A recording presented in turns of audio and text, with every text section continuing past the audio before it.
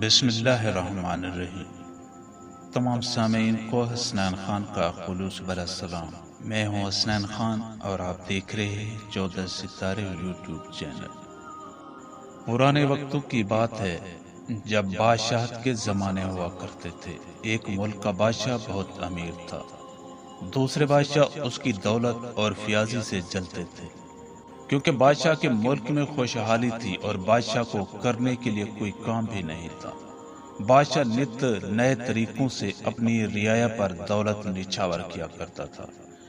ایک دن بادشاہ نے اپنے وزیر کو بلایا اور کہا کہ میں اپنی قوم کا امتحان لینا چاہتا ہوں، تاکہ اندازہ ہو سکے کہ کہیں قوم میں سستی اور کاہلی حد سے زیادہ تو نہیں بڑھ گئی اور ان کا ذوق و شوق اور پڑھنے لکھنے کی عادت تو ختم نہیں ہو گئی۔ یہ نہ ہو کہ ہماری سلطنت دوسرے ملکوں سے پیچھے رہ جائے۔ بادشاہ نے وزیر سے کہا، اعلان کرا لو کہ جو شخص میری پہیلی کا جواب دے گا اسے بہت انعام ملے گا۔ بہت سے لوگ آئے اور آ کر پہیلی کا جواب دینے کی کوشش کرتے رہے، لیکن صحیح جواب کوئی بھی نہ دے پایا۔ بادشاہ بھی اکتاہٹ کا شکار ہو رہا تھا کہ میرے ملک میں عقل مندوں اور سوچنے والوں کی لگتا ہے کہ کمی ہوتی جا رہی ہے، کیونکہ کوئی بھی اس کو جواب نہیں دے پا رہا تھا۔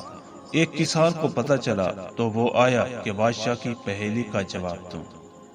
بادشاہ نے کسان کو پہیلی بتائی، ایک چیز ہے جس کی صبح 4 ٹانکیں، دن میں 2 اور رات میں 3، بتاؤ کیا ہے؟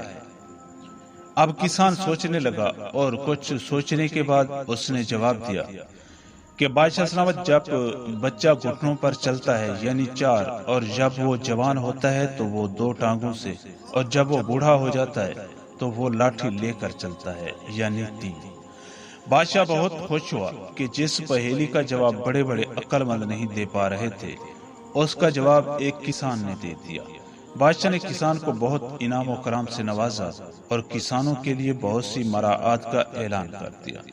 جب بادشاہ نے کسان سے پوچھا کہ کوئی بھی اس کا جواب نہیں دے سکا تھا، تمہیں یہ کیسے سمجھ آئی؟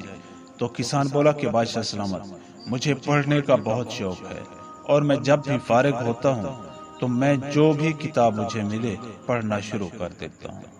اسی لیے کہتے ہیں کہ عقل کسی کی میراث نہیں ہوتی، اور پڑھنے سے بہت سی عقل مندی کی باتیں آپ پر عیاں ہوتی ہیں۔